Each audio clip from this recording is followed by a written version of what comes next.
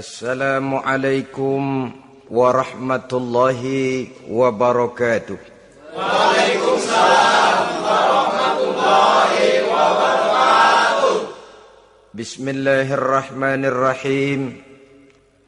Alhamdulillahi rabbil alamin. Wassalatu wassalamu ala asyrafil anbiya'i wal mursalin, imamil muttaqin, sayyidil ghurril muhajjalin, sayyidina wa maulana Muhammadin wa ala alihi wa ashabihil mujahidin at-tahirin, amma ba'du. Saudara-saudara kaum muslimin rahimakumullah, di zaman Rasulullah sallallahu alaihi wasallam adalah seorang pemuda bernama Ikaf bin Khalid. Ia seorang pemuda yang ganteng, sehat, tidak impoten, suka bergaul dengan wanita, suka pesta, dan memang ia orang kaya.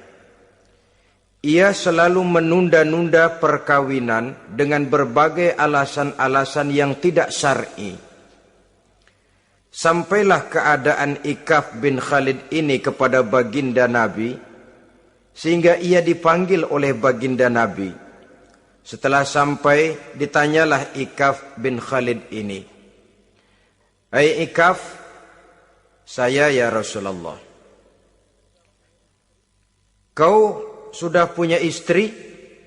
"Belum ya Rasulullah." "Juga tidak punya budak sahaya?"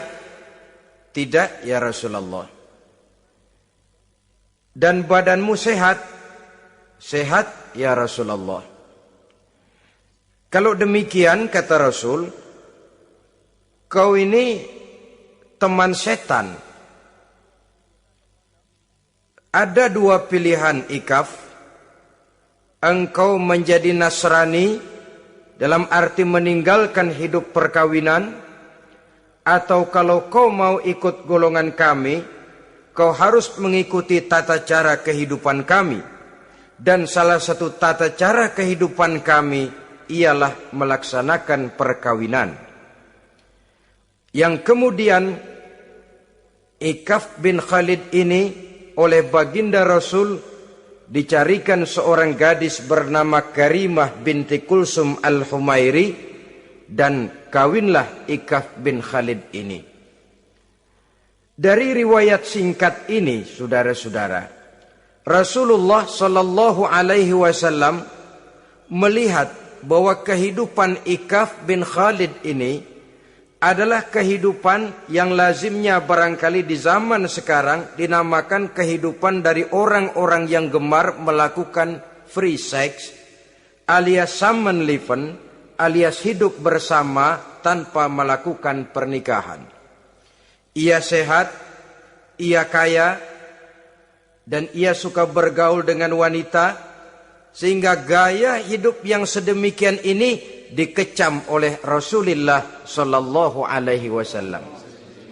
Dua pilihan ditawarkan: menjadi pendeta Nasrani yang bebas dari ikatan perkawinan, atau kalau mau menjadi muslim, ikutlah cara hidup kami, kata Rasul. Dan di antara cara hidup kami adalah melakukan apa yang dinamakan dengan perkawinan. Sebagaimana yang kita maklum, manusia adalah makhluk berketurunan terus-menerus sebagai makhluk dua jenis, laki-laki dan perempuan. Keduanya jelas saling memerlukan, saling membutuhkan. Kita laki-laki perlu perempuan, perempuan juga perlu laki-laki. Walaupun perempuan pora-poranya lebih pintar daripada laki-laki. Biasanya laki-laki kalau sudah jatuh cinta paling kurang se-RW tahu itu. Sana bicara, kemari bicara. Perempuan lebih pandai menyimpan perasaannya. Nah, pada laki-laki diciptakan zat laki-laki yang dinamakan spermatozoa Dan pada perempuan terdapat indung telur yang dinamakan ovum. Kedua zat itu harus bertemu. Dan untuk itu Allah Subhanahu wa ta'ala menciptakan kekuatan tarik-menarik antara laki-laki dan perempuan. Diciptakan laki-laki dalam biologis yang laki-laki, diciptakan perempuan dalam biologis yang perempuan. Lemah, gemulai, lembut, menarik, ayu, lemot, denok, geboy. Diciptakan magnet yang merupakan kekuatan tarik-menarik antara laki-laki dan perempuan. Dan bila ada persesuaian, maka akan terjadilah persatuan tubuh yang disebut koitus. Bila pada saat itu kebetulan terjadi pengeluaran ovum, maka kedua zat itu akan bertemu di dalam diri perempuan. Dan inilah yang dinamakan konsepsi, yakni permulaan pembinaan jasmaniah makhluk baru dalam rahim seorang perempuan. Inilah makna firman Allah dalam surah An-Nisa ayat pertama. A'udzubillahi minasyaitonir rajim. Ya ayyuhan nasu taqu rabbakumul ladzi khalaqakum min nafsin wahidah wa khalaqa minha zawjaha wa batha minhuma rijalan katsiran wa nisaa. Wahai manusia, bertakwalah kamu kepada Tuhanmu yang telah menciptakan kamu dari diri yang satu, kemudian diciptakan dari diri yang satu itu pasangannya, dan dari keduanya berkembang biaklah manusia menjadi bersuku-suku dan berbangsa-bangsa. Pada contoh lain, dari proses pembentukan jasmania makhluk manusia dalam rahim ini, Al-Baqarah 223 menjelaskan bahwa seorang laki-laki adalah seperti petani, seorang perempuan adalah seperti ladang.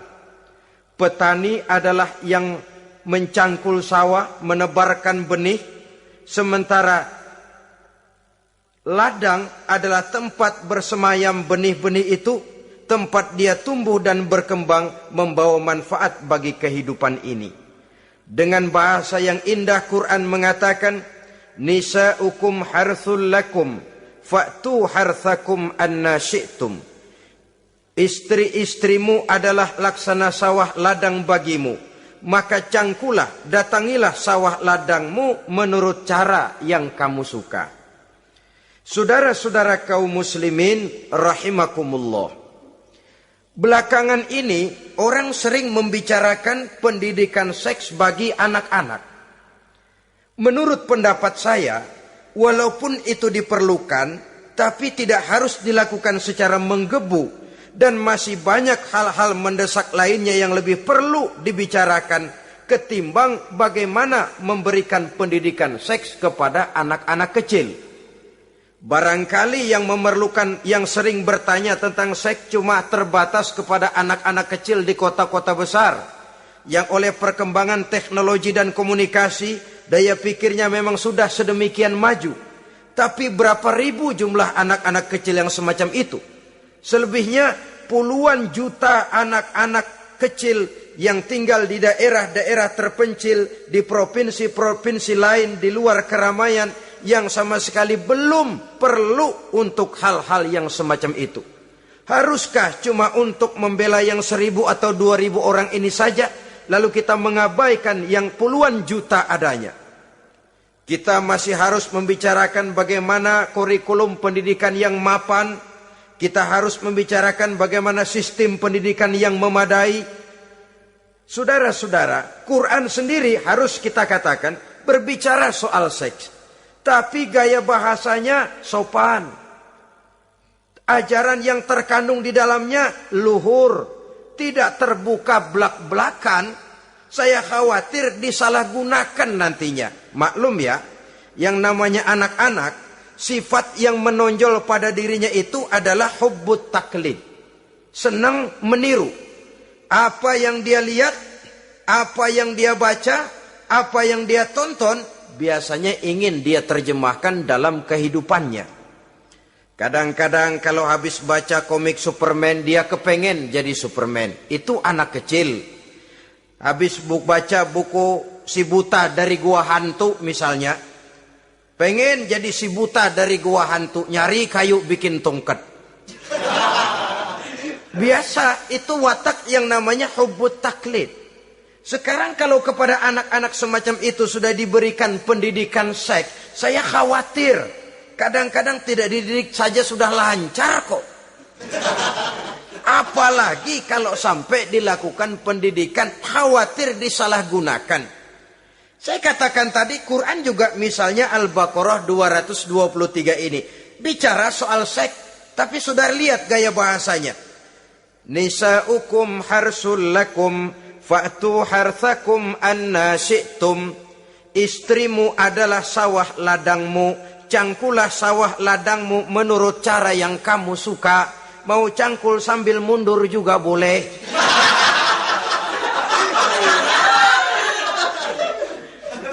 Teknik mencangkul terserah kita, asal yang dicangkul sawah ladang sendiri. Jangan sawah ladang orang lain dipaculin, marah yang punya. Kita lihat di sini betapa dalam gaya bahasa yang sopan Al-Quran berbicara soal ini. Saudara-saudara kaum muslimin rahimakumullah. Kesenangan melakukan hubungan seksual digerakkan oleh satu energi, oleh satu kekuatan dalam diri manusia yang dinamakan insting seksual atau libido. Dan libido merupakan energi yang terbesar dalam tubuh manusia. Ini harus disalurkan. Sebab kalau tidak, bahaya. Saudara tahu bahaya itu lebih bahaya dari yang bahaya. Pakai tasdid dia, bahaya. Insting seksual apabila tidak disalurkan bisa menimbulkan berbagai macam gejala-gejala yang bisa mengganggu kesehatan diri atau mengganggu lingkungan. Nah, Islam tahu itu. Islam pun tidak ingin menghilangkan nafsu. Islam memberikan legitimasi penyaluran libido, penyaluran insting seksual melalui pintu yang disebut nikah. Dengan demikian, nikah merupakan pintu legitimasi untuk manusia di dalam ia menyalurkan insting seksualnya atau libidonya atau kecenderungan untuk melakukan hubungan seksual. Tetapi saudara-saudara, oleh karena yang dinamakan nikah tidak cuma berisi hubungan seksual, tapi juga berisi tanggung jawab dan kewajiban, berisi hak dan pengertian, berisi ketenangan dan sebagainya, maka orang pada umumnya biasanya ingin mencari resiko yang lebih ringan. Hubungan seksnya mau, nikahnya ogah. Sebab apa? Karena nikah itu tidak cuma merupakan hubungan seksual saja. Ya, ia harus berisi tanggung jawab. Ya, ia berisi hak dan kewajiban. Ya, ia berisi pengertian. Ya, ia berisi penyantunan sandang, pangan, perlindungan, dan lain sebagainya. Orang lalu mengambil jalan pintas. Sehingga terjadilah kecenderungan gaya hidup yang disebut Samen Leven. Yang berangkat dari free love untuk kemudian mengarah kepada free seks. Hidup bersama tanpa diikat dengan tali pernikahan. Akhirnya apa? Kalau dirasakan cocok, ya terus. Kalau nggak cocok, ya bubar. Tidak ada satu ikatan spiritual.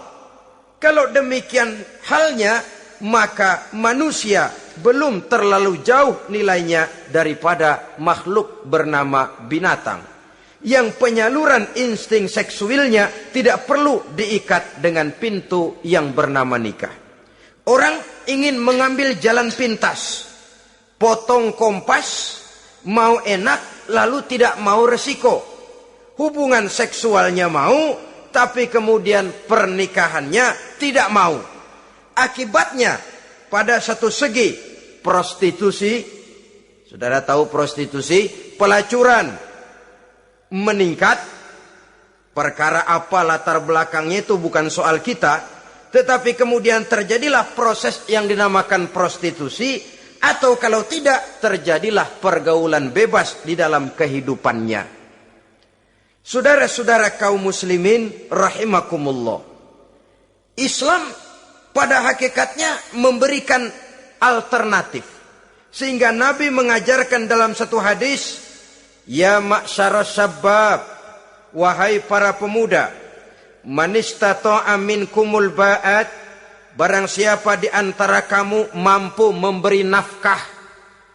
Ba'at di sini diartikan nafkah. Nafkah apa? Nafkah zahir, nafkah batin. Itu arti ba'at. Hai para pemuda, siapa di antara kamu yang sudah sanggup memberikan nafkah, baik zahir maupun batin, hendaklah dia melakukan perkawinan. Jangan lupa ini, man istata'a minkumul ba'at, yang mampu memberikan nafkah, baik zahir maupun batin, hendaklah dia melakukan perkawinan. Kadang-kadang ada juga anak muda nekat banget. Main derulung aja. Nggak nengok kiri, nggak nengok kanan. Tidak memahami yang namanya ba'at. Ba'at ini nafkah zohir. Nafkah zohir itu apa? Ya sandang, ya pangan, ya perlindungan. Nafkah batin itu apa? Ya kasih sayang, ya pengertian, ya termasuk di dalamnya melakukan hubungan seksual. Kalau itu cuma dasar itu, rasanya mah setiap kita mampu. Tapi kan tidak cuma itu yang jadi modal bagi satu perkawinan. Siapa di antara kamu yang sudah mampu memberikan nafkah, hendaklah dia kawin. Fa illam yastati', tetapi apabila dia tidak mampu memberikan nafkah itu, fa alaihi bisyam, hendaklah dia melakukan puasa. Sebab apa? Puasa ini esensinya kemampuan mengendalikan hawa nafsu. Umpamanya, ada pemuda, badannya sehat, tidak sakit, tetapi dia belum mampu untuk memberikan nafkah. Sementara temperamennya termasuk tegangan kelas tinggi. Gak boleh kecolek dikit mau ngedredet aja. Yang semacam ini oleh Nabi, fa'alaihi bisyam. Kalau memang belum mampu memberikan nafkah, hendaklah puasa. Sebab apa? Puasa lebih mengendalikan diri. Saudara-saudara, apabila puasa ini pun dirasakan juga berat, maka ada cara lain untuk menetralisir libido itu tadi. Kecenderungan untuk melakukan hubungan seksual. Dengan apa misalnya? Dengan jalan melakukan olahraga. Dengan melakukan olahraga, hormon yang membentuk libido tersalurkan, terkuras melalui energi yang dikeluarkan pada saat melakukan olahraga. Atau dengan jalan yang keempat, menjauhi hal-hal yang bisa menimbulkan rangsangan seksual.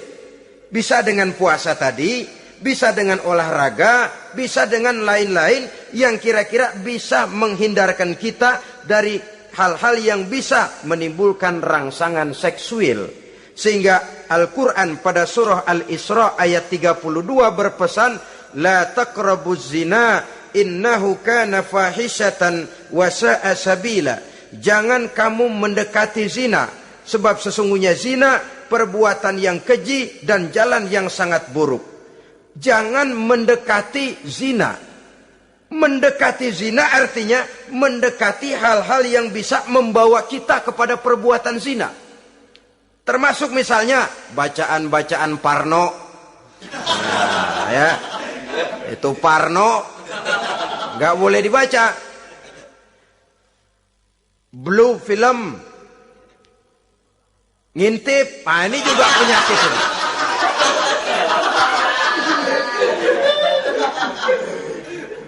Itu termasuk dalam larangan la taqrabu zina. Jangan kamu mendekati hal-hal yang bisa menyebabkan kamu jatuh kepada zina. Kalau itu didekati, besar kemungkinan kita akan terperosok ke dalamnya. Sehingga pepatah bilang, kalau takut jatuh ke sungai, jangan main di pinggir sungai. Kalau takut ombak, jangan berumah di tepi pantai. Kalau takut jatuh kepada zina, jangan mendekati hal-hal yang bisa membawa kita kepada perzinaan. Nah, saya merasa prihatin bahwa dimanapun di dunia ini, modernisasi, kemajuan sering membawa proses pergeseran nilai. Cepatnya arus komunikasi. Apa yang terjadi di Amerika hari ini bisa kita tahu hari ini. Apa yang terjadi di Eropa hari ini bisa kita saksikan hari ini. Proses komunikasi yang sedemikian canggih membawa dampak proses pergeseran nilai dalam diri dan kehidupan manusia. Akibatnya dia banyak tahu, dia banyak melihat, dia banyak mendengar. Kalau dia tidak punya filter, dia akan mudah terhanyut oleh nilai-nilai yang menggeser dia dari tuntunan ajaran agamanya. Maka dengan demikian saudara-saudara, Islam memberikan legitimasi terhadap penyaluran insting seksual melalui pintu yang disebut nikah. Dan Islam mencela apa yang disebut Samenleven, free love atau free sex alias hidup bersama tanpa melakukan pernikahan. Apa yang akan terjadi dalam kehidupan ini apabila manusia bergaul sebebas-bebasnya tanpa terikat lagi oleh norma dan kaedah kehidupan beragama? Sudah cukup banyak korban bergelimpangan dari arus yang namanya pergaulan bebas dengan dalih new morality, kebudayaan moral baru yang terlepas dari bimbingan kehidupan beragama. Saudara-saudara kaum muslimin rahimakumullah. Dulu zaman kakek kita itu kalau pacaran, saudara-saudara, biasanya yang laki di luar, yang perempuan di dalam. Paling-paling pagar dibolongin. Ya, orang dulu itu kan rumahnya pakai pagar toh. Kalau sudah pagar itu bolong, si yang laki masukkan jarinya ke pagar. Nanti dipegang jari itu oleh tangan si perempuan dari dalam. Cuma beradu tangan doang, endahnya bukan main udah.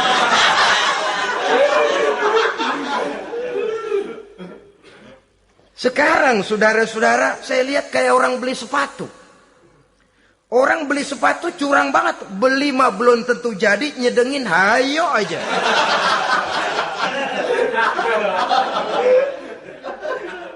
Iyalah, kalau sepatu barangkali disedengin sih nggak ada bekasnya. Kalau anak orang disedengin, Allahu Akbar. Ya sedang sih sedang.